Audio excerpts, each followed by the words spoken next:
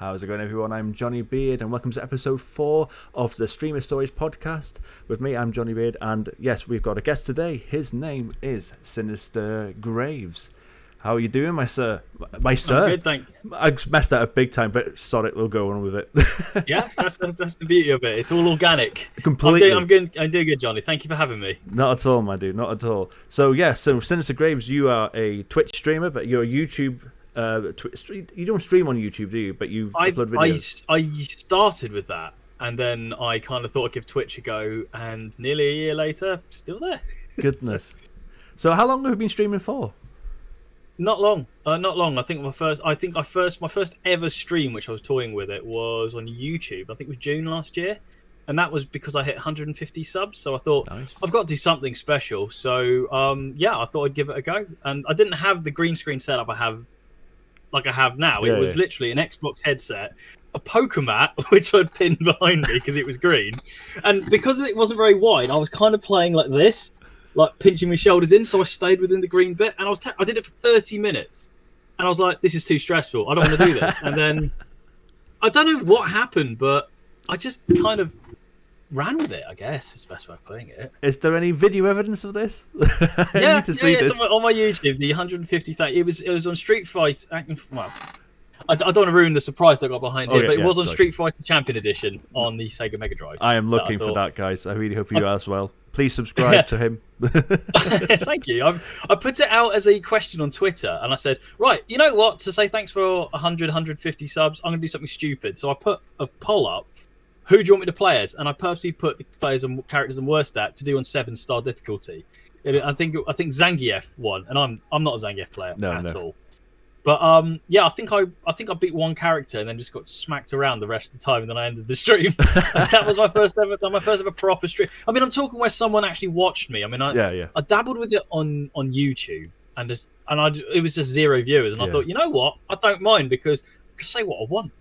I don't have the pressure of someone watching me. And I think I mucked around and did like Golden Axe 2, I think I did. And then for a laugh, I thought, I'm going to do the worst stream imaginable in the history of streaming. No one knew who I was. And I literally put a stream up of me playing Championship Manager. Oh, yeah. I think it was Footy Manager. It might have been Footy Manager 19, I think it was, because I just wanted to see what happened. And it must have been the most boring thing ever. Oh, man. And, no one watched it, but it was experience, I guess. There's just some games that you just can't stream, I suppose, is there? No.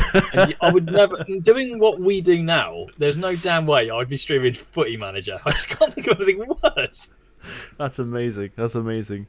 Right, okay, let's start from the beginning, though. Let's start at the beginning. So can you tell me what the first memory was of you and video games, like generally speaking, at all, completely? Yeah, so I'm from quite a large family, and I've got a lot of cousins. And my one cousin, I think, for one Christmas, I would have been about 4 or 5. I think he got the Sega Master System. Oh, nice. And it was, the Master System 1, the original Master System. And I'd never seen anything like that before, and he had all these games for it. I think it was Transbot. I seem to remember him having. Obviously, everyone had Alex Kidd in Miracle World. That was the big one. And I remember sitting there, and I was like, I had no idea what it was. And then, it wasn't until a few years later until I got my first console, as it were. But that was my first memory of seeing it. And back in the day, in the sort of late 80s, early 90s, used to go around the shops, and like Dixon's used to have it in the window, isn't it? They used to have the demo reel running, and it'd always catch your eye. Always would. I think Choplifter was another one I'd always see the demo for, just that helicopter just whizzing over that sort of 8-bit landscape. Oh, brilliant. That was gaming in the late 80s, early 90s. So, we didn't have the internet then. No. Definitely changed. It's definitely changed. Yeah.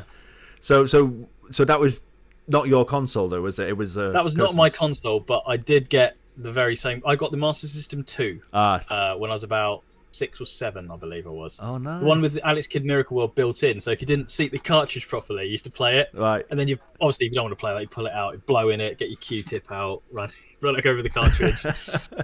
Yeah, lots of people just don't appreciate that, especially with like digital downloads. So the amount of strife we used to have just to get a cartridge to work. Yep. Back in the day, I sound like an old duffer when I say this, but it's true. It is absolutely 100% true. No, you're speaking my lingo. Yeah. You're speaking my lingo. But yeah, Master System 2 was my first ever console. First ever game I got with it was Double Dragon. Oh, that was What a classic.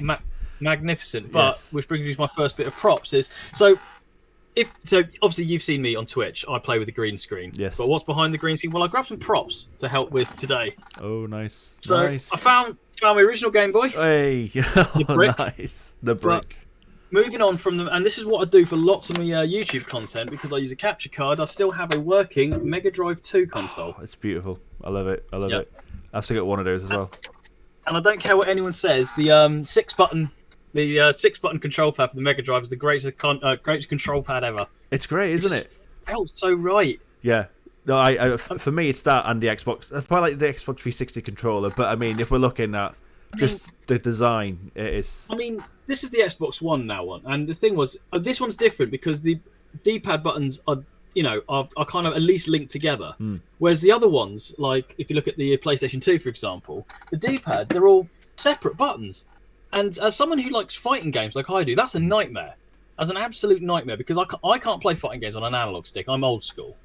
Yeah. Just to have that D-pad kind of on the same axis, like the 6-button Mega Drive one did, it just feels right. And for someone like a Street Fighter kind of game with you've got lots of half crescents, it's perfect. I was going to ask actually about that. So as someone that does play a lot of fighting games, what is your go-to? Is it the joystick then as well? It's. I mean, my main trope. I suppose what I started off playing the most as a kid was the fighting games. It was Street Fighter 2. That was the game. Going back to the same cousin who first introduced me to the Mega Drive. He got a SNES, I got a Mega Drive, but he got Street Fighter 2. And I remember this Christmas vividly because it was sort of like I'd never seen a proper 1v1 beat 'em up before, and I'm like, this is amazing. I had to have this, and of course the Mega Drive didn't have it until many moons later, and a couple of Christmases and a birthday. The Street Fighter 2 Champion Edition on the Sega Mega Drive. This was my first love. Yes. You know, they always say you never forget your first love. This was probably mine. Yeah. This was unbelievable to have Street Fighter on the Mega Drive. Yes. Oh my god, it was beautiful. Absolute thing of beauty. And I played it to death. Absolutely played it to death. I wasn't any good because back when you're a kid, you don't really play on the harder difficulty to challenge yourself. You want to win. Yes. Yes. So I used to spend many hours on that. It's just the day I first managed to pull off the Hadoken was that was the unleashing of me on Street Fighter, because beforehand I was like down, forward. What? Yes. How does that work? Yes.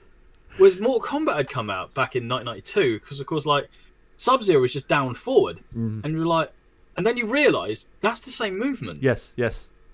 And then it's kind of the penny dropped, and then it was sort of Street Fighter, Mortal Kombat then took over my life basically. So.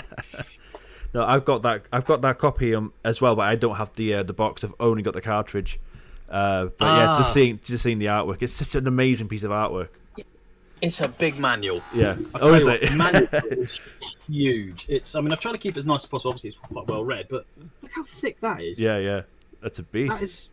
But it was comprehensive. It used to have a picture of the characters, the bios of them, and the moves. And it was just I think we're missing these days having that ability to have this sort of physical media, or being able to read about the game and it's like when people make fun of me for buying CDs, for example. Well, why'd you buy CDs? You can download it. You go, yeah, but an album has a piece of the band in it. It has a piece of their soul in almost like a little mini booklet. Yeah. I'm like that with vinyls. I love artwork and albums, so vinyls for me is because it's so much bigger, and again you got the artwork 100%. Inside it. It's just you can't beat it. You just can't beat that feeling. Even the smell. Yeah. Even when you take a vinyl out of its sleeve, the smell. Yeah. So good. Oh, so you had the Master System as your first console, and then you moved to the Mega Drive. Moved to the Mega Drive. So tell us about other games on the Mega Drive that you used to play. Well, this is prop number 2. Is for me one of the greatest games of all time, and I still say it now, is Streets of Rage 2. Yeah. Streets of Rage 2, my good. I know obviously there's a more recent hype because of Streets of Rage 4, and certainly now with the DLC. That DLC for Streets of Rage 4 is magnificent, by the way. But yeah, Streets of Rage was like the first co-op I think I ever played, because you and a friend could come round and then just beat the hell out of everyone in these, the sort of that when it was like the sort of 90s street punks, wasn't it? It was very sort of dystopian RoboCop sort of era. They just walking down the streets and punching people in the face. Yeah, and just punching telephone boxes and eating food, as well. Yeah, because that's normal. But I mean, like Mega Games 2, which I think shipped with the Mega Drive 2. I mean, that had Revenge of Shinobi, Streets of Rage 1, and Golden Axe. I mean, can you get a better cartridge to put those 3 games together? Yeah. I mean, they're all absolute, top, AAA games for the Sega system. I mean, all they need to do is shove Altered Beast on that, and you had the ultimate. I found Altered Beast far too hard, personally. It was so hard. But the others, yeah. Oh. Altered Beast was difficult, but I think it's the same way that... I mean, again, games like that, of its day, they were difficult. We couldn't change the difficulty. No. We didn't have continues. We didn't have cheats even back then to give yourself infinite lives. You just had to go for it. Yep. And again, I don't want to sound like an old stuck record, but we don't get games like that now. I know people go, "Oh, Dark Souls is hard." Yeah, Dark Souls is hard for the sake of being hard. Altered Beast was hard because they didn't know any other way of making it. Yeah, it's true, 100%. So. How far when you played Streets of Rage 2 or 1 first? What was your first Streets of Rage? Streets of Rage 1 was the first one. It was, I mean, like the music of like Streets of Rage 1. Well, it was just, I mean, and then Streets of Rage 2 come out with an even better soundtrack, which I know they stole the Shaman of Move Over the Mountain by the Shaman, but it's iconic. It's absolutely the sounds of the Mega Drive. I know, certainly growing up, loads of people I knew were all SNES people. And I was like the token Sega kid. And I was like, no, Mega Drive. And I will say the sound of the Mega Drive, it's just, there's something about the processor of the Mega Drive that just makes the sound just, it's not better than the SNES, it's just different, and I prefer it. Yeah. I think is the most diplomatic way I could put it. So. Yeah. As a Mega Drive guy, 100%, I completely agree. So when you play Streets of Rage 1 with a friend, what was the first time you chose at the end? Did you both agree to take on Mr. X? Of course we disagreed, and then we ended up in the dust up. Or then you go back to stage 6, isn't it, the factory? Yes. And but if you go for different ones, you end up in you got to fight each other, sort of double dragon ending kind of thing. Yeah. And did you get the bad ending? That gave me shivers when I first got the bad ending for the first time ever. Yeah, you're like, what have I done? Yeah. What have I done? The music is and the cackle, everything. It's like, oh man, I feel so bad right now. But how many games had bad endings? There weren't many with good and bad endings. There was an ending back in those days. And then for Streets of Rage to actually go, we're going to have different paths here. And Golden Axe only had one ending. Yeah. Well, kind of. It was like half an ending and then the real ending, but... Yeah. Yeah. But, so Altered Beast only had one ending, which was, you saved the princess. So, it's for Streets of Rage to almost have that, almost RPG quality to it. Yeah. Until Streets of Rage 4 really came out, it was sad that everyone had forgotten Streets of Rage. Yeah. Because that, I think, is an absolute classic. When people talk about retro gaming, they're always going to go Sonic and Mario, or they'll go Zelda, or they'll just go down the sort of SNES route, because then they'll pull out, your Star Foxes and get games like that. And I was like, for me, Streets of Rage is probably one of along with Street Fighter and Mortal Kombat, is one of the most iconic franchises of my young gaming life. Yep, 100%. I'm the same. So after the Mega Drive, then, so did you stick with consoles? What did PC gaming come into it at all? Or? PC gaming was one of those weird ones, because it was like, it's that sort of era where every family had a computer at that point, because like there was this talk of this thing called the internet, and you do your homework on it in the in the mid-90s, and we had a Pentium 133 tiny PC. I mean, tiny PCs aren't even a thing anymore. I remember they used to sponsor Wimbledon back in the day when Wimbledon were a club. So that ages it. But we had one of them, and I got a couple of, that was kind of when 3D Realms really started getting the first-person shooters. So obviously Doom and Wolfenstein began it all, and then 3D Realms went, right, we're going to churn them out. So that's when it was Quake, Unreal, Duke Nukem 3D, Blood, Hexen, to name a few. Just that using a mouse to shoot was incredible. But obviously it was a family PC, so we always had to like time slot each other. But console-wise, I didn't stick with Sega. I went to PlayStation. Yeah. And again, where Street Fighter was kind of the big drive for me to get, it was the PlayStation, and then it was this chap. Oh, what a! It was this chap. This was the thing that convinced me to go PlayStation. Was Tekken 3. Yes. Because again, same sort of weird advertising. I went past Curry's or Dixon's, saw it in the window, and I was like, no, my Mega Drive's good enough. I don't need a new console. And then I saw Tekken, and I'm like, oh my, look at this. This is what beat 'em ups have become. Yeah. And yeah, it was. But the PlayStation 1, unbelievable. That was just that burst onto the scene because people were like SNES Mega Drive, SNES Mega Drive, SNES Mega Drive. And then PlayStation coming, almost like united everyone. Yeah. Do you know what I mean? It was like the ubiquitous console. So 100%. Just talking about obviously the first shooters, obviously Wolfenstein and Doom and all that was everyone's first foray, should we say, into FPSs of probably our age, should we say, or perhaps a bit younger. But mine was actually a game called Bloodshot on the Mega Drive. Did you ever play a game called Bloodshot? I remember the name, but I'm not sure I've played it. I might have it because where I used to go mad on eBay and get job lot Mega Drive cartridges, I might have one in there. I'm always finding. I mean, it's I think it's stashed under the sofa at the moment. I've literally just got a basket just full of just cartridges, and half of them the tabs come off, so I have no idea what it is until I put it in the Mega Drive. Oh God. Yeah, so it was called Battle Frenzy in America, but here in the UK it was called Bloodshot. But I just thought I'd ask you about it. I do remember that name. That does ring a bell. I think I have played it, but I didn't realise it was called Bloodshot. Yeah. Just throw that out there. It was just in case I thought we might have had another bonding moment, but it's fine. Yeah. What this one? Yeah. Yes, that's the one. That'd be awesome. But Tekken 3. So that was your first Tekken. That was 3? My first Tekken. Yeah, I started Tekken at 3. Because somebody plays as much Tekken as I do. I actually started at number 3. I mean, Tekken 2, I played it on the demo 1 disc, you know, the one that comes with the PlayStation. So that had a demo of Tekken 2 on it. And I was like, oh, I think it had Battle Arena Toshinden 2 as well on it, as well for the beat-em-ups. And yeah, but no, Tekken 3, it was kind of the game that I got the PlayStation 1 for. I mean, there's obvious games that came out later on the PlayStation, which were very me. Oh, man. Yes. So, like, original Silent... I can't believe this is retailing for 70 quid on eBay. Can you believe that? It's not, is it?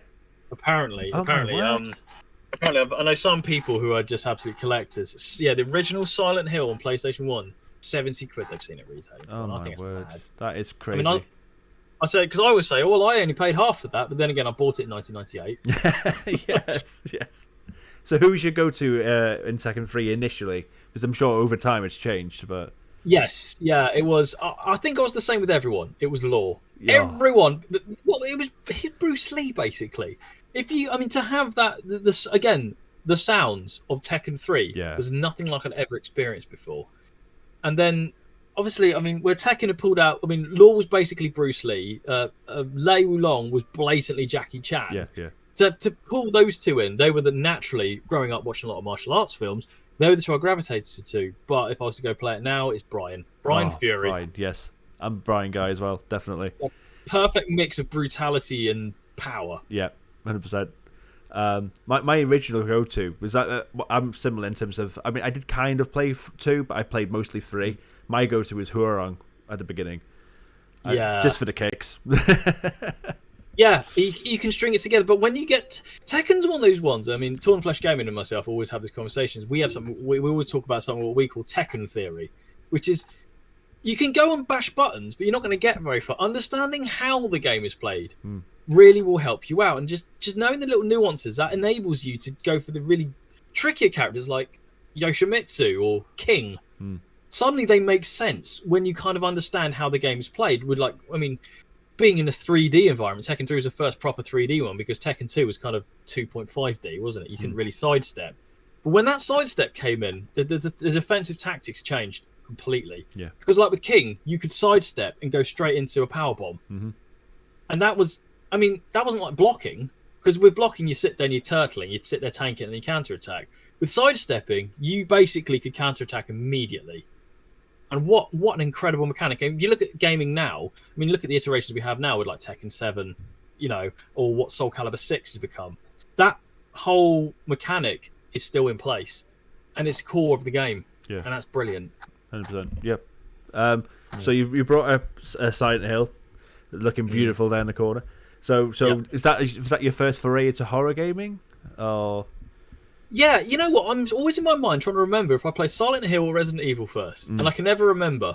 I mean, I think Resident Evil was one of the ones. It was one of those you used to go around your mates after school and see them play what they were doing. They got the first Resident Evil, and that bit with the zombie. I mean, wow. Yeah. I mean, I would have been about 12 at the time or something like that. Never seen anything like it because FMVs again. That was we weren't used to that. Yeah. And then I remember Silent Hill came out, and I was sort of like, I remember reading about it in Games Master magazine. I'm a Games Master, the TV show with Dominic Diamond, and one series with Dexter Fletcher. That influenced a lot of my gaming habits because suddenly it was brought to my attention so many other games rather than just the word of mouth at school or the odd magazine you'll pick up. Like get Sega Power from the newsagent or something like that. But Games Master it literally did it across the board, and that was the blueprint. That was your Wednesday night. Just have Patrick Moore in a weird little bubble, just telling you the level select for Sonic. So yeah, no, I got it from the booklets personally. Used to get those in, but yeah. Sorry, I didn't mean to cut you off there. Sorry. No. I just love talking about what it was like because I said where we didn't have the internet, it was mainly word of mouth, and it was usually, I mean, you know what kids are like at school. They boast about achievements that aren't even possible, but then you end up getting the game and go, right, I'm gonna outdo you, and then you just make up that you did it, and it was oh wow, so yeah, like completing Earthworm Jim or something like that. I mean, that was tough. That was tough on the old Mega Drive, the old Earthworm Jim games. Was there any like rumors in school that you used to pick up on that were false? Like for me, like there was the Pokemon and the Final Fantasy ones. Well, the one for me, which me and Hayabusa always talk about, is there was a rumor at his school that the rock in the foreground of Chun-Li's stage in Street Fighter. Apparently, you could pick it up and throw it. Yeah. Okay. Really? That was that one. Yeah. That was at his school because I told him that at our school the rumor was Balrog can't jump. So all you can do is throw fireballs and you'll beat Balrog. And I was like, what? It was ridiculous. And then your understanding of the world is wrong because I thought if you practice yoga, you could stretch like Mr. Fantastic because Dalsim can do it. Oh, man. Yeah, no, I used to get them all from Pokemon and Final Fantasy all the time. Those are the ones for me. Like you can bring, sorry guys, Aerith can come back to life and stuff like that. It was like, yeah, okay. I don't think that's true. You know what? So, what? For her to get knocked off in the first disc, there was 3 discs of it, and you kind of at that point it's like change to disc 2, and obviously Sephiroth just ran her through, and you're like, wait, I've got to do the 2 other discs without my healer. That was the biggest punch in the teeth I think to date in gaming history. Yeah, for me, it was a massive moment. But to kill off such a main character so early, I'd never seen anything like that. Final Fantasy VII, that was incredible. I was going to ask you actually how much of a Final Fantasy fan you are. I actually don't think we've chatted about Final Fantasy. Late to the party. Yeah. 7 was my first. I kind of dabbled with 8 and 9. Final Fantasy X, however, well, I think I've got my. Oh no, it's falling apart. I've got a Yuna figurine. Oh, it's actually technically the X2 one, but yeah, Final Fantasy X and X2, absolutely loved them. 12, hot take, loved it. Okay. Everyone hates Final Fantasy 12, and I don't know why, because it's really good. And 13 was okay, but that's when I started losing my way with Final Fantasy. And certainly with 15, with Noctis, as soon as I saw a Cadillac, I haven't even tried it. I'm like, Final Fantasy about riding chocobos and magical airships, and then they pull out a Cadillac, and I'm just like, nah, I'm done. I'll have you know, they're called the Choco Bros. I'll have you know. If you didn't know. Okay. It's not going to make you play it even more, I'm sure. No, that's done the complete opposite. That's the nail in the coffin. I've officially... Here we go. Here it is right now. I've officially retired from Final Fantasy now. Oh, there's one thing we've achieved today. There's one thing. There we go. Big announcement for your channel. But you're talking about 12 and 13, because I tend to find that they are both like opposite Marmite for each other. So I'm a 13 guy, but I'm not a 12 guy. I don't really like 12 much, but I love 13. But you tend to find that people tend to gravitate to one or the other.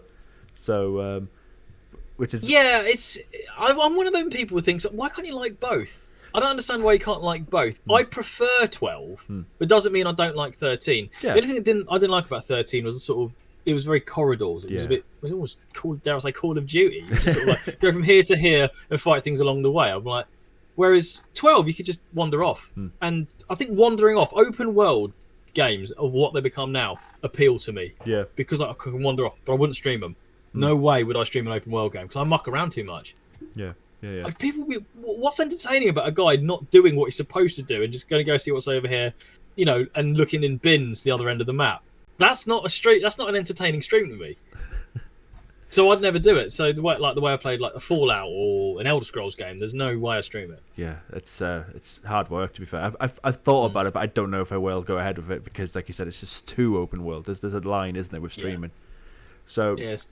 So just looking back again on your Silent Hill. So yeah. So is that your favourite Silent Hill? Or have you got a favourite Silent Hill? So I think anyone who's gone through the Silent Hill games, you can never look beyond Silent Hill 2. Mm-hmm. Silent Hill 2 was ahead of its time for me in terms of psychological horror. Yeah. I mean, Silent Hill 1, I wasn't ready for Silent Hill 1. I think I was 16 years old and I had nightmares.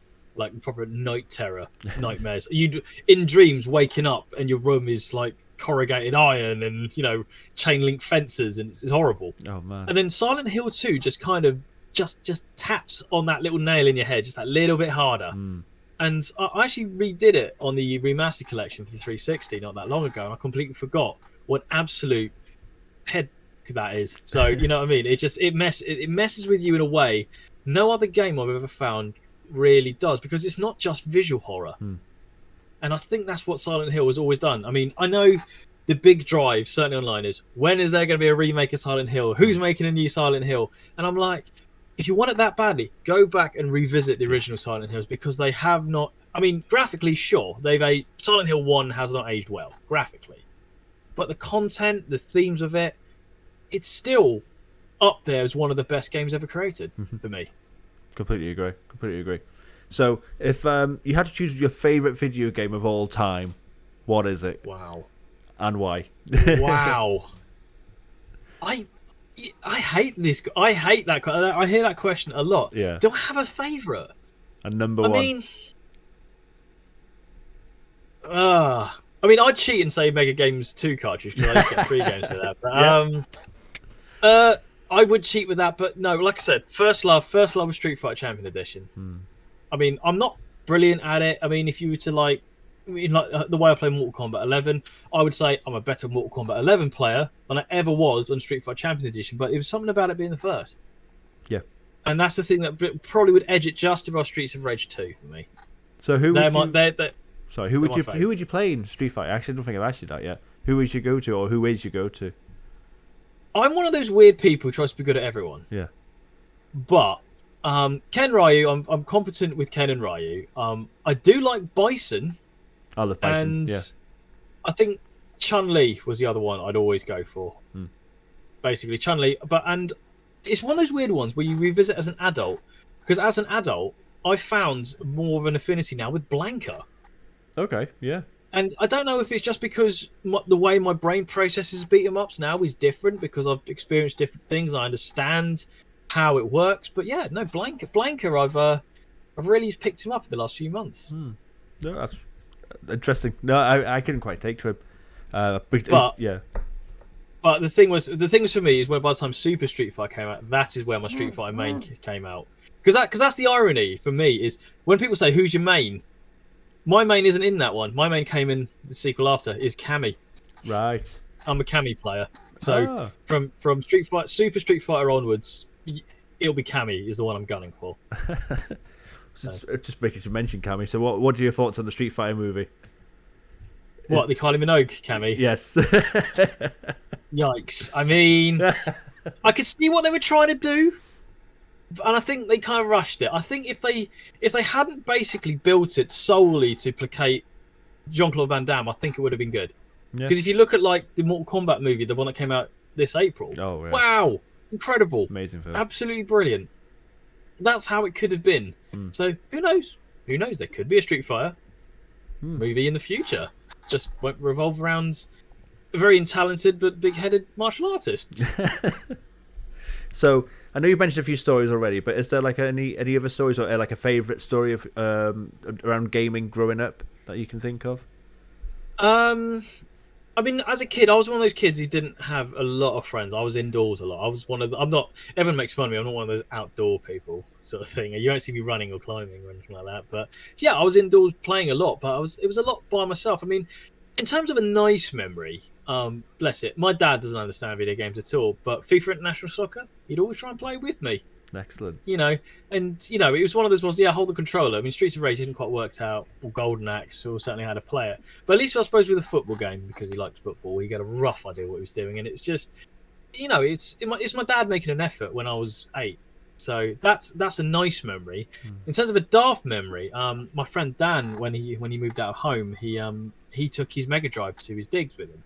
And I was like, oh, brilliant. And I used to take around my cartridges. And he said to me, oh, he's never complete Streets of Rage. Right, well, that's happening. So we'd sit there. By the end of the evening, we would complete it on the hardest difficulty. Oh, wow. But the story which I cite with that one was he had nothing to drink in his house. All he had was coffee. No milk, just black coffee. So we were sitting drinking this. But this is about 11, 12 midnight. We got work the next day. It's when you're stupid in your early 20s. And we're sitting there just necking this black coffee. And we're playing NBA Jam. And because we were just bordering on sort of Beavis and Butthead Cornholio hyperactivity here. And I remember playing NBA Jam, something called Juice Mode came up, which I'm not sure what it was, but that set me off. Everything after then was so funny. And me and him have this conversation all the time. I have no idea what was so funny about the word Juice Mode. But we were playing NBA Jam and I couldn't play because I was laughing. But because everything was really fast. And because it was fast, it was always bordering on, in my brain process, it's like Benny Hill. It was too fast to be rationalized, and therefore it was funny. Wow. And that's probably kind of a memory of mine, which I think, if I think of it, it makes me smile. Yeah. And it's a kind of a retro game memory. So yeah, that's probably what I'd say for that. Brilliant, mate. So over the years, then with FIFA, then have you come back to it? Do you collect them or do you? I go in patches. I mean, PlayStation 2 era, I was Pro Evo. Pro Evo's better than FIFA. FIFA's a pretender, blah blah blah. And then I went back to FIFA eventually because then it was like, it was the names of the teams. Because back in Pro Evolution Soccer sort of 3 or 4, I don't want to play Sutton against Merseyside Red, and I was just like, oh, I couldn't deal with the made up names. I couldn't deal with the made up thing. I just and FIFA aesthetically was beautiful. And still is, but I mean, I must say, I hated FIFA 21. I do not like FIFA 21 at all. I don't know what they've done to change it, but it doesn't feel right at all. I haven't enjoyed a FIFA for a long time, yet I stupidly keep buying them. Yeah. Do you know what I mean? There's nothing really different about it, but mainly because I get to play in our current kit. Yeah. But that's it. You're paying £50 basically for the price of an actual shirt. I could buy an actual shirt for that much money. Yeah, I was about to say that. Yeah. That's insanity, isn't it? Absolute insanity.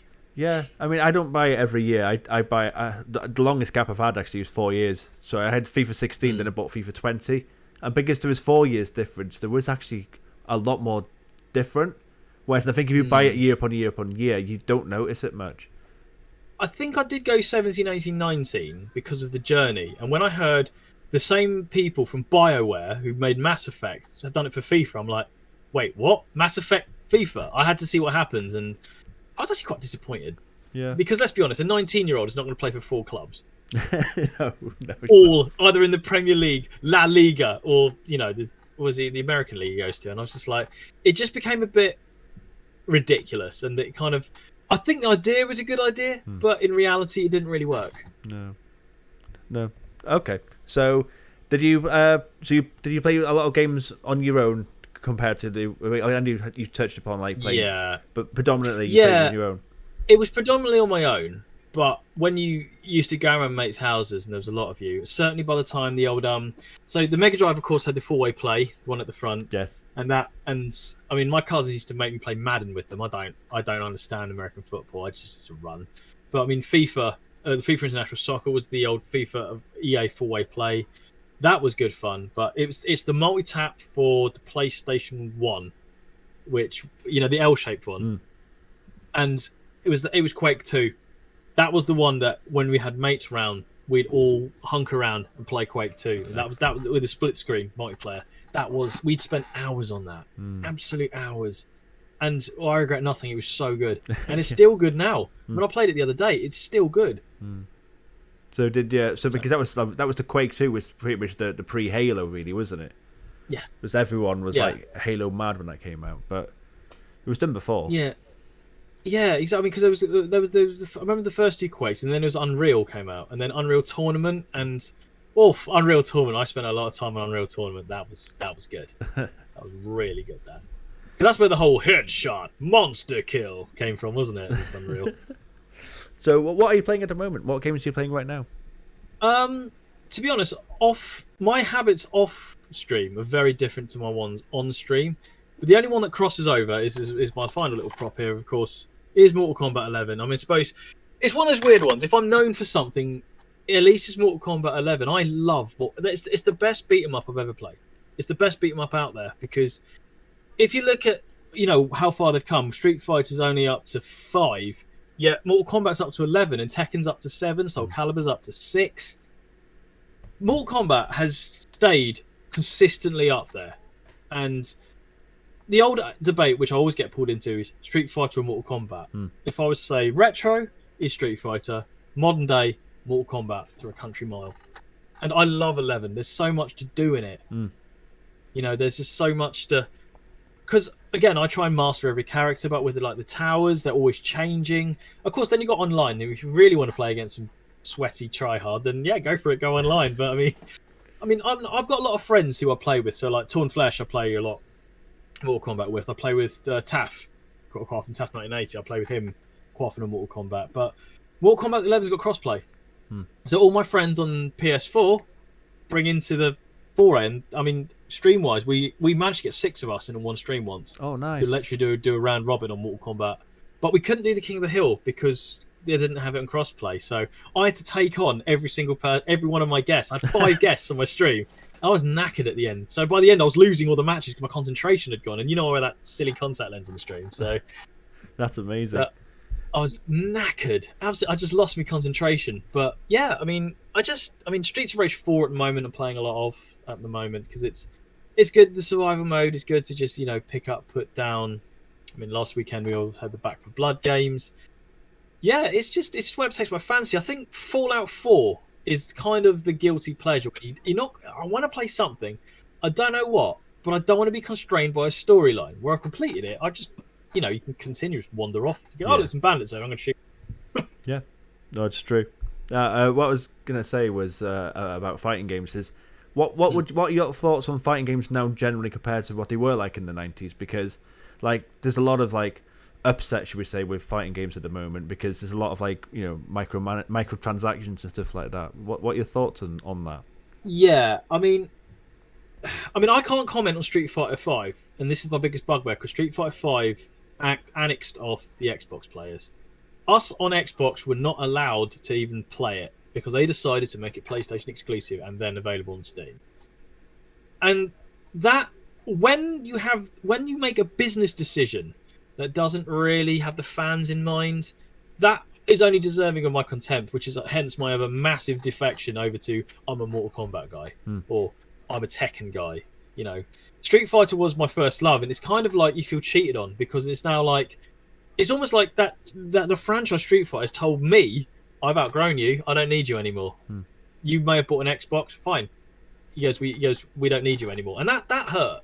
I think that really hurt in terms of that's the thing that's really changed is, as you say with the microtransactions, they are nuts. Especially if it's cosmetic. Who cares what Sub-Zero is wearing? Just go beat him up. Yeah. So what they're wearing doesn't really matter for me. I just think it's a bit ancillary. Do you know what I mean? It doesn't need to be there. At least you can achieve stuff through grinding, and I think Mortal Kombat 11 and Tekken with the treasure battles, you can achieve that level of grinding. With that. No, it's true. So there are ways around it. Yes, sure, people can spend their real money to get an outfit, but I don't see the point. So if you were stuck on a remote island and you could only bring 3 games with you, what would they be and why? So with previous guests have said it doesn't have to be your favourite game. It can just be because there's so many things to think about with only 3 games. So MK11, dead cert, first name of the team sheet for me. Absolutely. You got to have it varied up a bit. So I'm trying to think of something which has got a bit of variation to it. So I mean, to change it up a bit, I'd probably bring one of the FIFAs.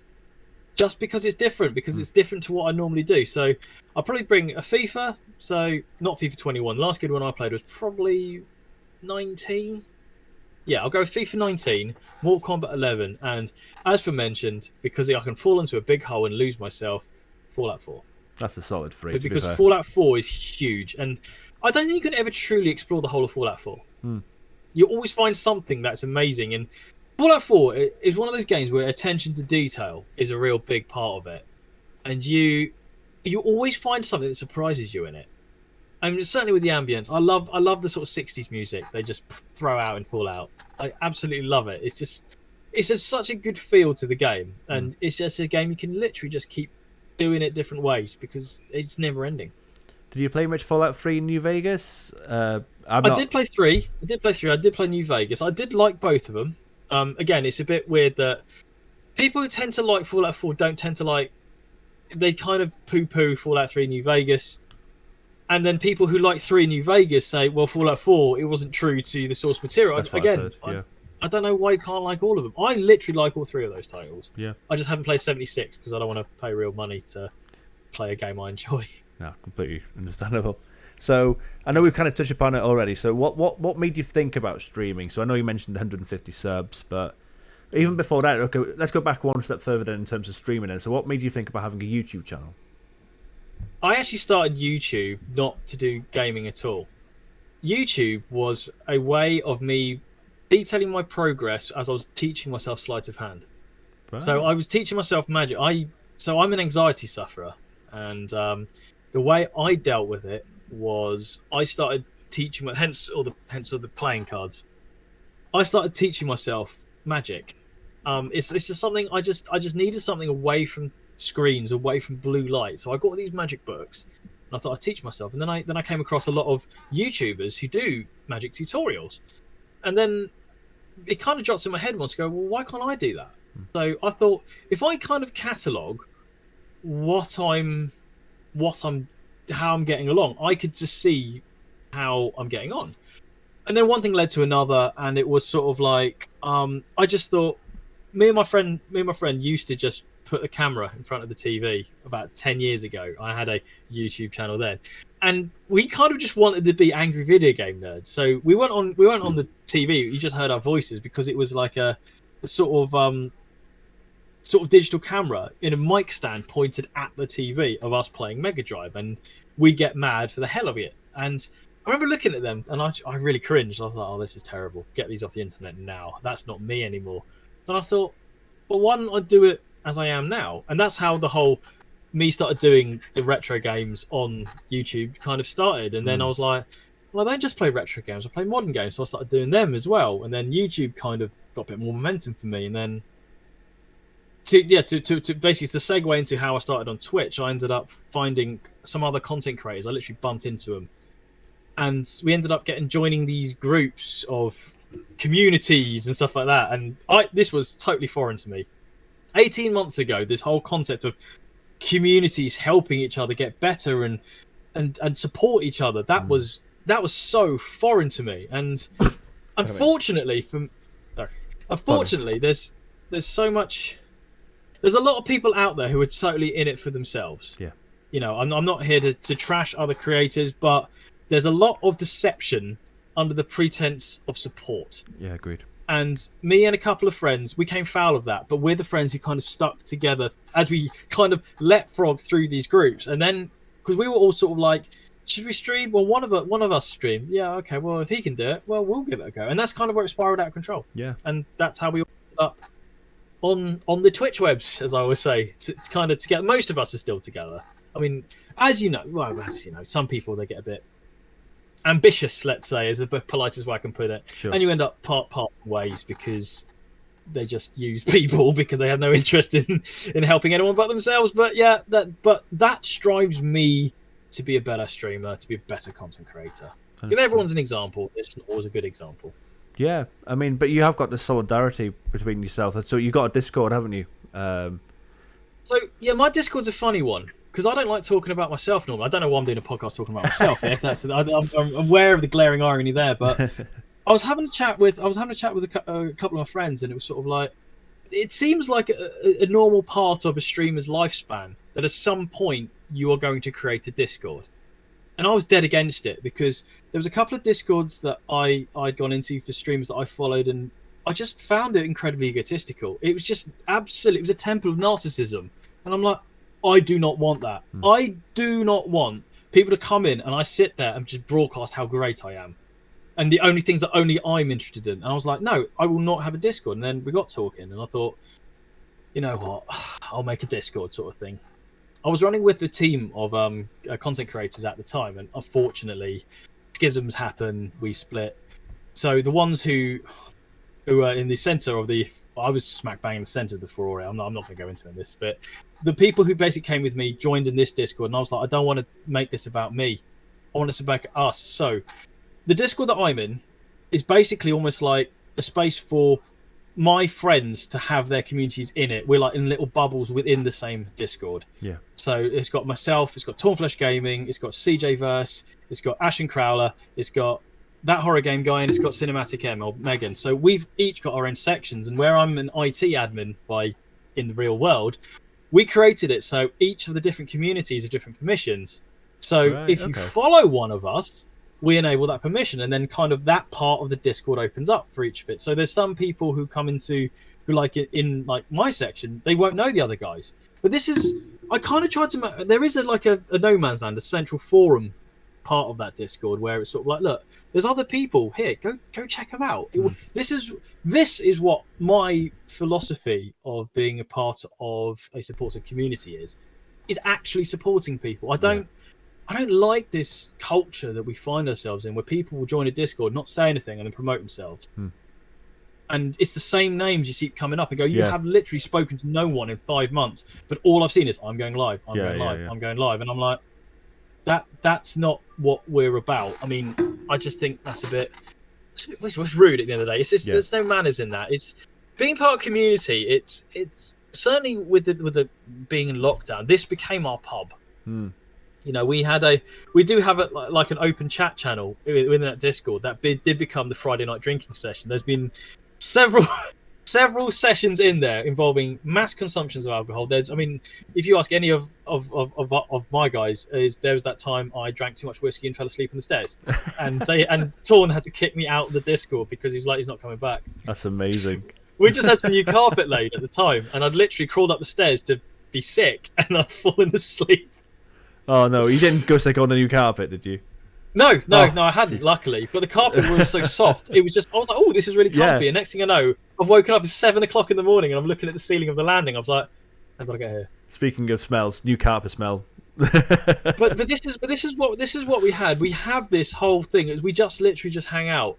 And what is quite good is it's almost like works like a watch party that some of us will jump in, voice chat while one of our friends is streaming.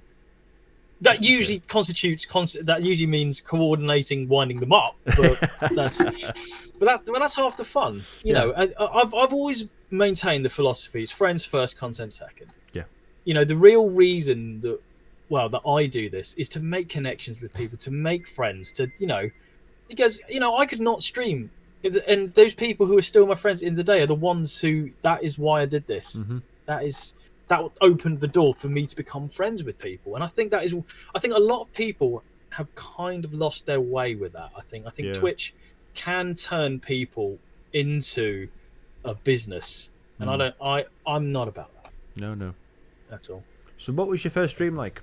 Your first official stream, first or official stream on Twitch? Yeah, first official stream on Twitch was BioShock. Oh, nice. Very un-me kind of game, but I needed a game that I wouldn't get lost in. I've seen so many people get lost in stream, and I was like, no, not my first one. So I put BioShock in. I forgot. I was not used to reading chat. You know, when you look at the you're like, I never. You're ignoring the chat. I mean, I didn't have sound alerts. It was literally me, a camera with me on it, playing BioShock, and I don't know what I was doing. I was stomaching knots. I think I lasted an hour and a half. Yeah. And I purposely streamed at a really inconvenient time, so not many people would be there. Okay, just so you can say I've done it. And I think I went live at midnight one night, and that's probably probably coming up to about a year ago that was, and it was terrible. Basically, it was literally nothing how I stream now. The way I stream now is completely different to what it was back then. I was one of those. I'm just going to sit there and kind of mumble as I'm playing and think that makes good content. Whereas, well, now I'm just insane. I'm literally the opposite. It's like, the game is kind of almost secondary to what's going on in the stream, and that's kind of the change. There was a reason I made that change, but I don't think it will be appropriate for your podcast. So. But we can talk about your style of streaming because it's so unique. Okay. So let's talk about chaotic streaming because it's amazing. Streaming.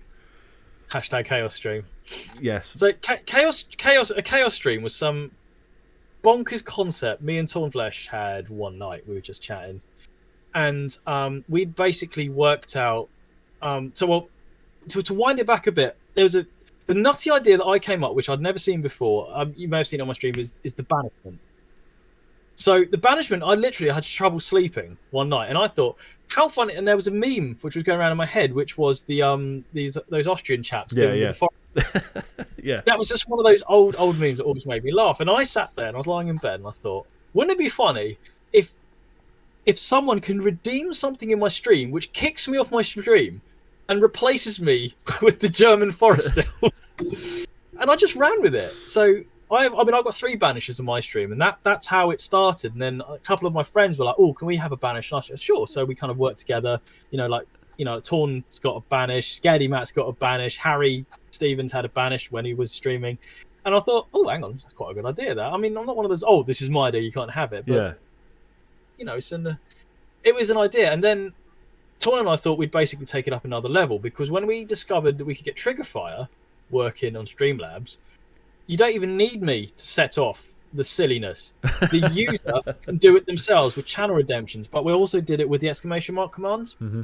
So that if you're a VIP, you have, to my channel, you have extra nonsense. You can literally just interrupt me when I'm talking, and it just appears at random intervals, and people spam away. I know with sound alerts, some streamers can get really irate. Oh, are you spamming it? I don't care, because that's the whole point. It's growing up watching things like Monty Python, because Monty Python doesn't make sense, and that's my sense of humour. Yes. And I think it's quite funny, because where with Twitch, a lot of streamers can, there is a bit of, I said, egotistical narcissism with a lot of people. They won't do what I do, where you're constantly getting interrupted because, wait, it's not all about me. You want to listen to me, and I'm like, no, set it off. And it's comic timing, and that's the thing. And it was just different, because there's nothing worse than going to a stream and there's nothing to do. Do you know what I mean? Yeah, Where it's sort of like, especially if you come across some streamers that don't even talk to the chat. So you go, well, why am I even watching you? I can't even do sound alerts. I can't do anything to affect the course of this stream. So I thought, why not do something that completely changes the course of the stream? Why not just be interrupted with just bonkers nonsense? Mm-hmm. Yeah. And thus a chaos stream was born. Yes. Really. And I mean, your comment, I love your sense of humor. I love it. And like you said, it interrupts everything that you do. But I mean, you've got such a distinctive, unique 90s comedy element in your stream as well. I love the shooting stars. Like you mentioned, Monty Python's in there as well. And you got the very obscure memes. It's beautiful, but chaos. But I love it. And and the other thing you've got in there as well, of course, you've got the trivia questions and the game shows, the game shows and the museum. Yes, we could talk about them. We could talk about the museum. So the museum was in fact born from an in-joke. So back in the early days of me streaming, didn't know what to stream. One of the games I loved on 360 was Dante's Inferno. Now I don't know if it was against TOS, but I hope this is not a spoiler. At the end of Dante's Inferno, you see his bum. He's literally totally naked, but from behind as he goes to purgatory. And I remember it was Hanito and Kristen, or KREX09, as she's known now. They were on my stream. I said, okay, here's one for the girls. What would you rate his bum? And of course they were writing in the chat, we would rate that. The next day on Harry's stream, Harry I think was playing Red Dead Redemption 2, and Kristen pipes up in the chat and she goes, oh, did you see, I goes, we were in Sin stream last night, and Kristen is the queen of typos, because she types, she does it on her phone, she does it so fast and hits send before she's read what she's written. Instead of saying we were rating Dante's arse, she wrote eating. Oh, And we were like, wow. what? Of course, we've erupted. I've taken a screenshot, and that's why in the museum it's in the bottom. And I thought, I was absolutely dying. I literally fell off my seat laughing when I saw that appear in the chat. Amazing. And in my head, I thought, why not have something on my stream that basically is going back to the Monty Python, and now for something completely different. Yes. To cut to a fake art museum. Because initially I was going to call it Rate, Hate or Eat. And then I thought, and I just found myself saying the Museum of Fine Art. And I was like, well, that's staying.